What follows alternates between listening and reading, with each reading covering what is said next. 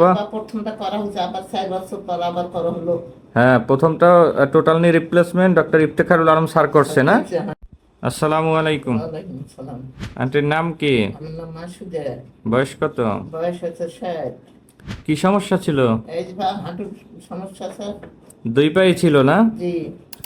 প্রথম পা। প্রথমটা করা হয়েছে, আবার 4 বছর পর আবার করা হলো।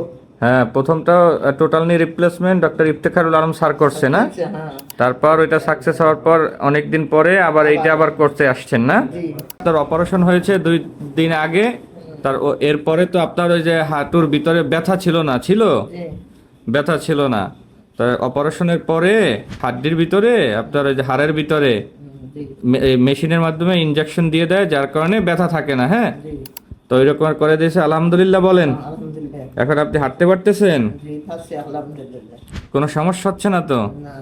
এখন দুই পায়ে আপনি হাঁটতেছেন, আগের মতো ব্যথা নাই, কিছু নাই। এখন কি অনুভূতি হচ্ছে আপনার, কেমন লাগতেছে? জি।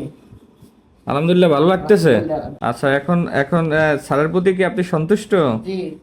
উনি ভালো থাক। উনি উনি সুস্থ আসুক, সবাইকে ভালো থাকুক রুগীকে। ঠিক আছে, আসসালামু আলাইকুম।